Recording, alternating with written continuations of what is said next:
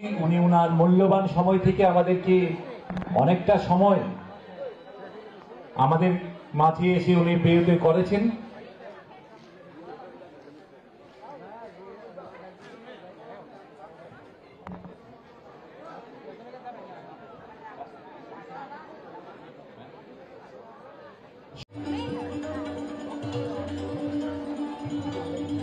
স্নিগ্ধা পাল এবং অন্যান্য কর্পোরেটর অনেকে এখানে উপস্থিত আছেন।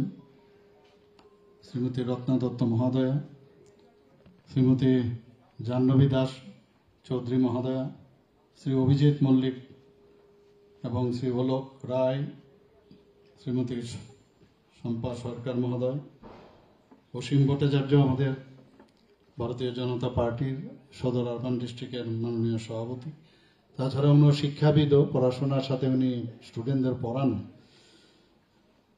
আমাদের মাঝে উপস্থিত আছেন আজকের যার সভাপতিত্বে আজকের এই অনুষ্ঠান শ্রী সঞ্জয় সাহা মহোদয়, এবং এএমসির এখানে তুষারকান্তি ভট্টাচার্য এখানে উপস্থিত আছেন এমআইসি, এবং আমার সামনে উপস্থিত আছেন ছাত্রছাত্রী অভিভাবক বৃন্দরা এবং মণ্ডলের যারা বিভিন্ন স্তরের যারা নেতৃবৃন্দরা আছেন,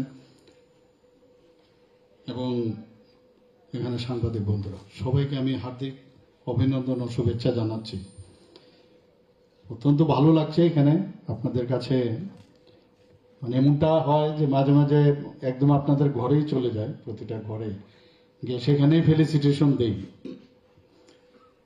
কিন্তু তো অনেকদিন সময় লেগে যাবে, অনেক টাইম লাগবে। শুনলাম 400 জনের মতো এসছে এখানে, কাজেই এটা সম্ভবও হবে না। আর কারোর ঘরে গেলে তো বলবে চা খেয়ে যেতে হবে, তো চা খেয়ে গেলে তো সময় শেষ করবে না, কিন্তু একটা ইচ্ছা আছে যে বসে গিয়ে কথা বলি, এর মধ্যে কানেকশনটা আরো স্ট্রং হয়। হয়তোবা ভবিষ্যতে সেরকম একটা প্রোগ্রাম হয়তো রাখতে পারি। আর ভোটের সময় তো যেতেই হয়, তাও ওই দরজার পাশে গিয়ে ভোট দেবেন এই বলে চলে আসি। কিন্তু আসলে কানেকশন ইজ ভেরি ইম্পর্টেন্ট, যে কারণে মাননীয় প্রধানমন্ত্রী জি দেখুন একটা জিনিস সারা পৃথিবীর মধ্যে একটা আলোড়ন সৃষ্টি করেছেন যে মন কি বাত অনুষ্ঠান উনি করেন। যারা অন্যান্য রাষ্ট্রপ্রধান ওরা ভাবছে যে এই মোদি কি মোদি, এটা যে এইভাবে সমস্ত মানুষের সাথে সারা ভারতবর্ষের সাথে উনি মন কি বাত অনুষ্ঠান প্রতি মাসের রোববার শেষ রোববারে উনি মন কি বাত অনুষ্ঠান করেন। আসলে কিচ্ছু না, কারণ উনি জানেন যে সবার কাছে যাওয়া সম্ভব নয়। প্রধানমন্ত্রী হয়েছেন, সারা ভারতবর্ষ দেখতে হয়, কিন্তু প্রতি মাসে মানুষ থেকে খবর নেয়। কি কি খবর? ইনোভেটিভ বিষয়, একদম নন পলিটিক্যাল বিষয়, তার উপর ভিত্তি করে উনার প্রোগ্রাম চলে। উনি আগামী দিন মানে কি করবেন, কি দেশকে কোন দিকে পরিচালনা করবেন, সেগুলো ডিসিশন নেন উনি। আর একটা স্যাটিসফ্যাকশন আসে ওনার মধ্যে যে আমার দেশ ঠিকভাবে চলছে কি চলছে না, যেখানে খামতি আছে সেটাকে কিভাবে পূরণ করা যায় সেই দিশায় উনি কাজ করেন। তো আমরা তো ওনারই সোলজার, তো এই সোলজার হিসেবে আমাদেরও ইচ্ছা হয় অনেক সময়, এই যেমন আজকে করলাম এখানে, তো এই ধরনের একটা ইচ্ছা আমাদের মধ্যে আছে। এবং এই পার্টি, কালকে আমি দেখলাম এখানে এক পার্টির প্রধান এখানে ইসরায়েল এবং প্যালেস্টাইন নিয়ে কথা বলছেন। আমার অবাক লাগে, ত্রিপুরা নিয়ে কথা বলছেন না, দেশ নিয়ে কথা বলছেন না। ইসরায়েলের গাজাতে মানে সেখানে আক্রমণ হয়েছে সেই বিষয়ে খুব চিন্তিত ওরা। কিন্তু আমরা জবের থেকে এই সরকারে আমরা এসেছি, আমরা কিন্তু একটু কম টম জানি ওইসব বিষয়ে। হ্যাঁ, তো চাইনাতে কি হয়েছে, আমরা আমাদের দেশ নিয়ে আমরা কথাবার্তা বলতে ভালোবাসি। যাই হোক, এসব তাত্ত্বিক বিষয়, এগুলোতে আমরা যাব না। তো আজকে এখানে যারা স্টুডেন্টরা এসছেন, আমার একটা খুব ভালো লাগে যখন ছেলেদের থেকে মেয়েদের সংখ্যা দেখি বেশি আজকাল। খুব চারিদিকে আমি জানি এখানে 400 জনের মধ্যে অন্তত মেয়েদের সংখ্যায় ভালো রেজাল্ট করেছে। দেখুন, রেজাল্ট 60% পাওয়া বা তার উপরে। আমার কিছুদিন আগে যারা ফার্স্ট সেকেন্ড থার্ড হয়েছে, আমাদের এই অনেকে ফার্স্ট, প্রায় 4 জনের মতো একসাথে ফার্স্ট হয়েছে 12th ক্লাসে। তো ওর সাথে আমাদের এই বর্ধওয়ালি কেন্দ্রে তো বলছিল যে এরকম আমার ওরা যমজ বোন, সে 7th হয়েছে আউট অফ 10, সেও তার বোনও 7th হয়েছে। আমি জানি না সে এসছে কিনা, এখানে এসছে, তোর বোনও এসছে। তো দুজনেই মানে এত ভালো লাগে খবরটা শুনে। সাম সাহা না, হ্যাঁ, আচ্ছা, খুব ভালো কর্মকার। বসো, ওদের জন্য একটা বড় হাততালি হওয়া উচিত। দুজনেই ভালো রেজাল্ট করে এবং দুজনেই মেয়ে, এবং সারা জীবনে আমাদের পড়াশোনা করতে হয়, এবং ক্লাসরুমে যখন আমরা ক্লাসে যাই, ক্লাসে গিয়ে টিচাররা আমাদের পড়ান, আমরা সেগুলো শিখি, তার ওয়ার্ক দেয়, সেগুলো আমরা বাড়িতে করে তারপর আবার টিচারদের কাছে নিয়ে আসি। তো আমরা ছোটবেলার থেকে আমরা করে এসেছি। এখন কথা হচ্ছে সেইগুলো দেখভালের যে বিষয়, সেটা কিন্তু টিচাররা তো দেখেন, আবার অনেক মা বাবা আছে তাদের সময়ের কারণে বা নিজের যতটুকু জ্ঞান আছে মানে পড়াশোনার বিষয়ে, সেটা অনেক সময় সম্ভব হয় না। তো আবার অনেক সময় প্রাইভেট টিউশনের চিন্তা ভাবনা করতে হয়। কিন্তু এখন এত কম্পিটিশন যে ওকে জিজ্ঞেস করেছিলাম তোমার কত পার্সেন্টেজ, তো বলে 100% হলো না কেন, তো এর জন্য তোমার দুঃখ হয় না? তো বললো না না, আমার দুঃখ হয় না। তো শেষ না, 60% যে পেয়েছে ও ভাবছে আমি 60% কেন, এটা 70% হলো না। এগুলো আমাদের সময় আমরা ছিল। কিন্তু গুড টিচার পাওয়া ভেরি ডিফিকাল্ট। একজন আইডিয়াল টিচার, আমরা এখনো যাদের সেই সব টিচারদের কথা এখনো আমরা বলি, কথাই কথা আমাদের বায়োলজির টিচার এরকম ছিল, আমাদের সেই বাংলার টিচার যখন সেসব ওয়ার্ড ইউজ করতো, বিশ্বগ্রাসী ক্ষুধায়, আমরা বলতাম তাড়াতাড়ি লিখে না, এটা কি জানি একটা শব্দ এত শুনতো। তো পরীক্ষার মধ্যে যদি লিখতাম সেই ওয়ার্ডটা, নাম্বারটাও বেশি পেতাম।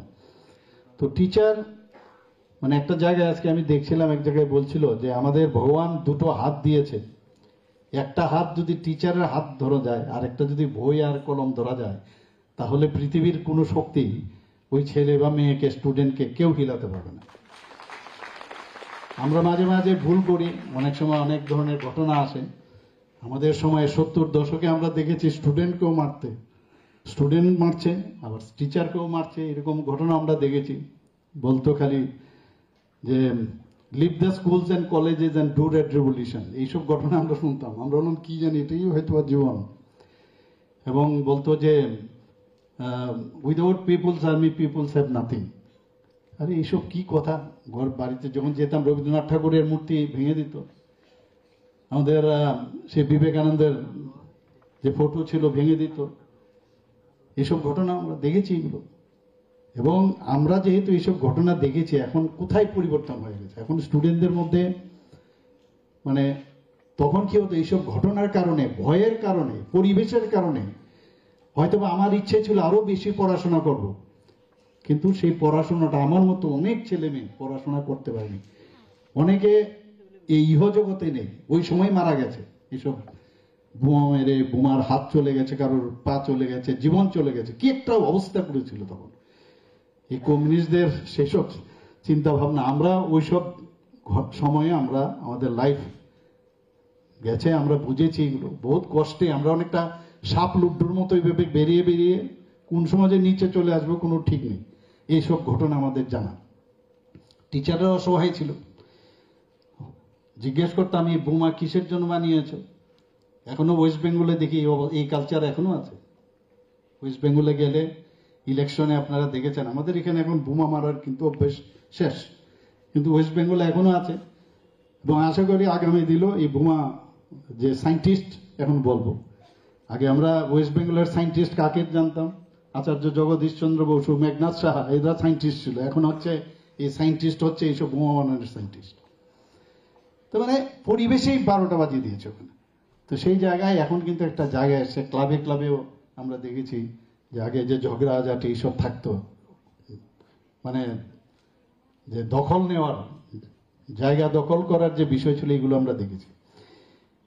তো পড়াশোনার 60%, 90%, 100% সেটা তো ঠিক আছে, এটা তো পেতেই হবে। কিন্তু স্কুলের মধ্যে অন্যান্য যে এক্সট্রা কারিকুলার অ্যাক্টিভিটিস আছে, সেগুলো যারা স্টুডেন্টদের জন্য বলছি, আমি গার্জিয়ানদের জন্য বলছি না, যে তাদের এইগুলোর দিকেও আমাদের নজর থাকা উচিত।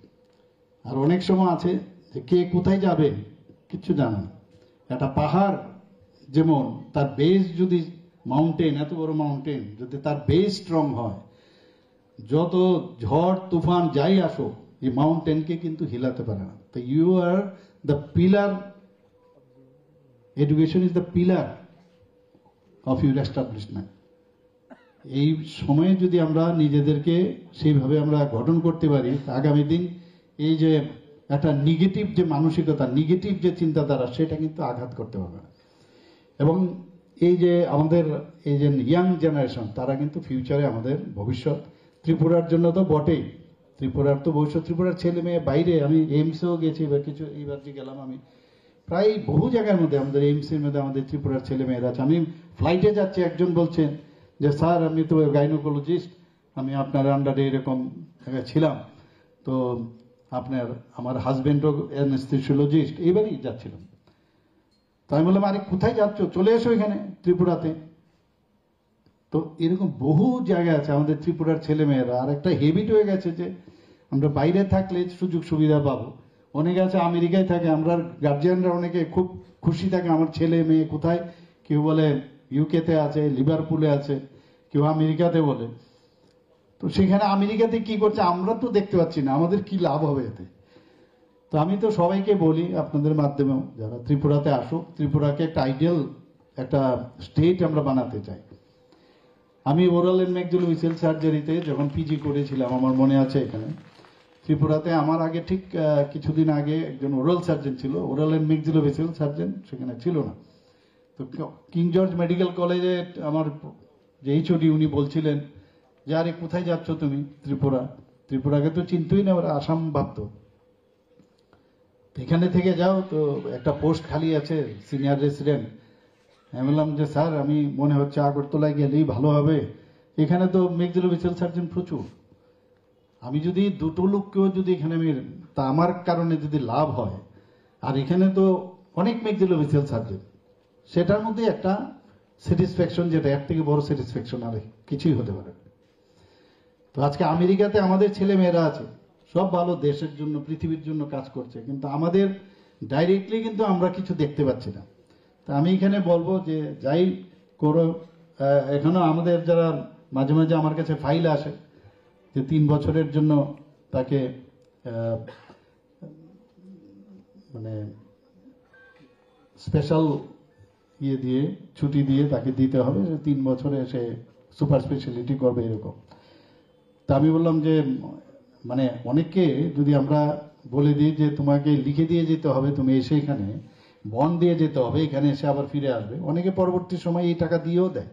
এতে করে হয় না, ভিতর থেকে যখন না আসবে। এমসিও আমি দেখেছি প্রচুর আমাদের ছেলে, অথচ আমাদের এখানে মেডিকেল কলেজে ফ্যাকাল্টি পাই না, ইঞ্জিনিয়ারিং কলেজে ফ্যাকাল্টি না, ভেটেরিনারি কলেজে ফ্যাকাল্টি নেই, অথচ আমাদের ত্রিপুরার ছেলে মেয়েরা বাইরে আছে।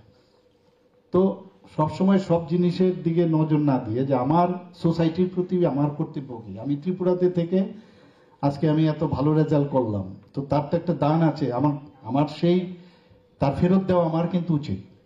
তো যারা আজকে 12th ক্লাস পাস করেছে, যারা 10th ক্লাস পাস করেছে, যারা ফিউচারে যারা হবে, তাদের মেইন উদ্দেশ্য থাকা উচিত যে রাজ্যে থেকে, আর আমরা চেষ্টা করছি যে রাজ্যকে যা যা অন্যান্য প্রদেশে আছে, শুধু প্রদেশে না, এখন তো ইন্টারনেটের যুগ, সব জায়গায় আমরা দেখছি সব জায়গায় কি হচ্ছে না হচ্ছে, এখানে আমরা সব ব্যবস্থা আমরা করছি। আমি বিভিন্ন জায়গায় যখন যাই খুব খারাপ লাগে, এখন অনেক ইনস্টিটিউশনে আমি যাই, এখানে যারা আমার মিডিয়া বন্ধুরা আছে আমি জানেন, ওখানে আমি যখন যাই খুব খারাপ লাগে যে আরে সরকারি বিষয় বলে ওটাকে এভাবে উদাসীনতার কেন থাকবে, পরিষ্কার নেই, পরিচ্ছন্ন নাই। একটা ল্যাবে আমি গেছি, সেখানে ল্যাবে দেখলে মনে হয় ইউজই হয়।